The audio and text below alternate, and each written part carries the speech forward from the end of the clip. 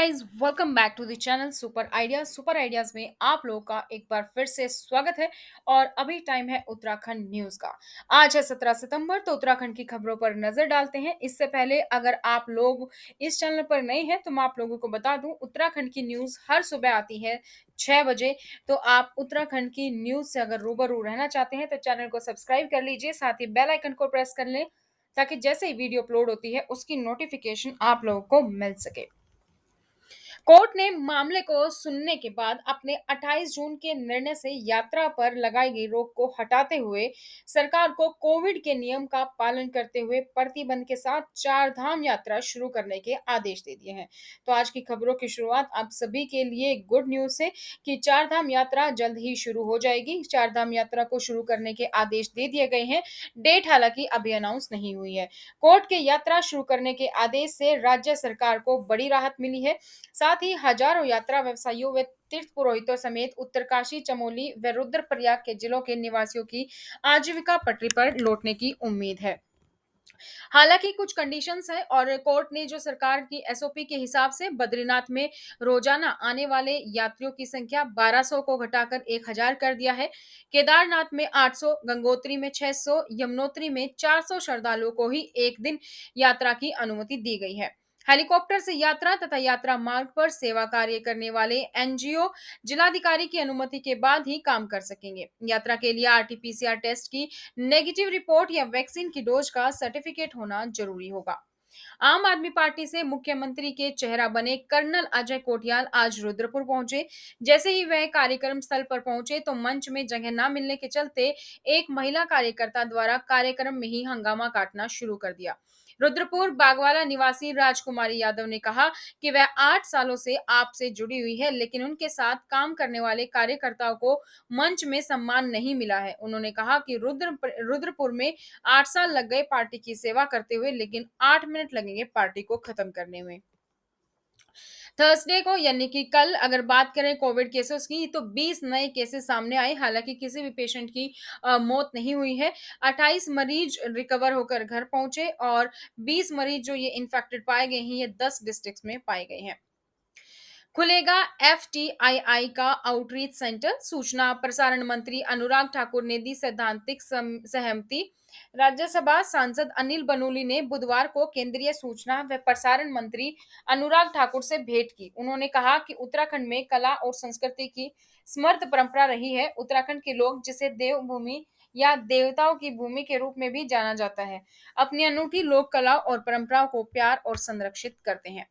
गुरुवार को सुबह करीब 7 बजे जोशीमठ मलारी हाईवे पर तपोवन 18 नाले के पास एक मैक्स पिकअप दुर्घटना ग्रस्त हो गई। हादसे में एक युवक की मौत हुई, वहीं कई लोगों के घायल होने की भी सूचना है।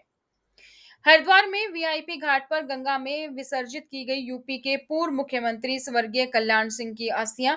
यूपी के पूर्व मुख्यमंत्री स्वर्गीय कल्याण सिंह की अस्थियां को गुरुवार को हरिद्वार में गंगा में प्रवाहित की गई। बता दें कि आपको उत्तर प्रदेश के पूर्व मुख्यमंत्री और राजस्थान के पूर्व राज्यपाल कल्याण सिंह का निधन विगत 21 अगस्त को ही हो गया था। उत्तराखंड में माओवादी भास्कर से बरामद पेन ड्राइव से भी खुले कई कुछ अहम राज, ये थी योजना। तो शुरुआती पूछताछ और पेन ड्राइव देखने से भी यह अंदाजा लगाया जा रहा है कि कुमाऊं में अकेले होने के कारण भास्कर की भावी योजना माओवादी सेंट्रल कमेटी ऑफ इंडिया से जुड़ने की थी। उत्तराखंड में सुप्रीम कोर्ट में पैरवी हुई तो राज्य को मिलेगा 1200 मेगावाट बिजली।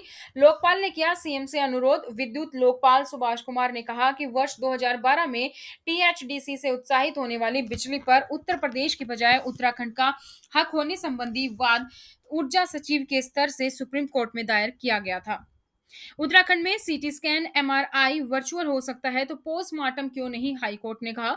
नैनीताल हाईकोर्ट ने वर्चुअल तरीके से यानी कि बिना चीर फाड़ किए स्कैनिंग के जरिए पोस्टमार्टम करने के मामले में दायर जनहित याचिका पर केंद्र सरकार और राज्य सरकार को 4 सप्ताह के भीतर जवाब दाखिल करने के निर्देश दिए हैं।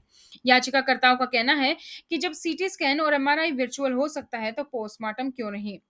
अगर आप इंडिया पोस्ट के लिए अप्लाई करना चाहते हैं तो टोटल 4,845 वैकेंसी हैं। जो पोजीशन है वो जीडीएस यानी कि ग्रामीण डाक सेवक की है, उत्तर प्रदेश और उत्तराखंड के पोस्टल सर्कल के लिए। अगर अभी तक भी आप लोगों ने अप्लाई नहीं किया है तो आप अप्लाई कर सकते हैं। 22 सितंबर इसकी लास्ट डेट है। आप ऑफिशियल वेबसाइट appost.in पर जाकर अप्लाई कर सकते हैं। और जो नोटिफिकेशन है वो पोस्ट मास्टर यानी कि BPM, assistant branch post master ABPM और डाक सेवक के लिए है। उत्तराखंड में 30 नवंबर तक 10वीं और 12वीं के छात्र छात्राओं को मुफ्त टैबलेट देने के निर्देश। सचिवालय में कोविड राहत पैकेज और इससे संबंधित मुख्यमंत्री की घोषणाओं की समीक्षा की। अपर मुख्य सचिव ने कहा कि सभी घोषणाओं को समयबद्ध रूप से पूरा किया जाए। विद्यालय शिक्षा की समीक्षा में ऑनलाइन शिक्षा को अधिक सुगम बनाने के निर्देश भी दिए गए। एक साल के लंबे ब्रेक के बाद सिनमिट कम्युनिकेशन की ओर से बुधवार को आयोजित की गई मिस उत्तराखंड ऑडिशन। इसमें मॉडल्स ने अपने हुनर के जलवे दिखाए। महाराजा अग्रसेन चौक के समीप एक होटल में आयोजित ऑडिशन में उत्तरकाशी, पिथौरागढ़, रुद्रप्रयाग, टिहरी और पौड़ी के प्रतिभागियों ने हिस्सा लिया। उत्तराखंड पहुंचे चुनावी प्रभारी प्रहलाद जोशी, कहा 60 से ऊपर सीटें जीतेगी बीजेपी। उत्तराखंड में बीजेपी अपनी चुनावी तैयारियों को लेकर लगातार बैठकें कर रही है। वहीं चुनाव प्रभारी प्रहलाद जोशी देहरादून पहुंचे और चुनाव तैयारियों का जायजा लिया। उत्तराखंड के मुख्यमंत्री पुष्कर सिंह धामी ने अपने जन्मदिन पर प्रदेश के युवाओं के लिए बड़ी घोषणा की है। उन्होंने मार्च 2022 तक प्रदेश में होने वाले सभी प्रतियोगी परीक्षाओं का आवेदन शुल्क माफ करने की घोषणा की है। मुख्यमंत्री ने कहा कि लोक सेवा आयोग, चयन आयोग समेत अन्य भर्तियों के लिए आने वाले फॉर्म भरने पर युवाओं को कोई फीस नहीं चुकानी होगी। उत्तर प्रदेश में मौसम ने मिजाज बदल लिया है। राजधानी लखनऊ सहित कई इलाकों में जोरदार बारिश हो रही है। बारिश के साथ ही तूफान की वजह से कई जगहों पर पेड़ और खंभे गिर गए। प्रदेश के मध्य और पश्चिमी हिस्से का भी यही हाल है। वहीं पड़ोसी राज्य उत्तराखंड के कई पर्वतीय इलाकों में भी बारिश दर्ज की गई। उत्तराखंड कांग्रेस में घमासान, विधायक के बीजेपी में जाते ही हाईकमान ने हरीश रावत को दिल्ली बुलाया। उत्तराखंड की राजनीति में बवाल सा खड़ा हो गया है। कांग्रेस के एक विधायक के बीजेपी में जाने के बाद राज्य में दल बदल की सियासत को लेकर बयानबाजी का दौर जारी है। क्या कांग्रेस के पूर्व प्रदेशाध्यक्ष भाजपा में जा सकते हैं? आपकी क्या राय है? कमेंट सेक्शन में कमेंट जरूर कीजिएगा। सरकारी बेसिक स्कूलों में 2600 से ज्यादा पदों पर भर्ती में एनआईओएस से डीएलएड करने वाले अभ्यर्थियों को मौका नहीं मिलेगा। ये जारी कर दिया गया है आदेश।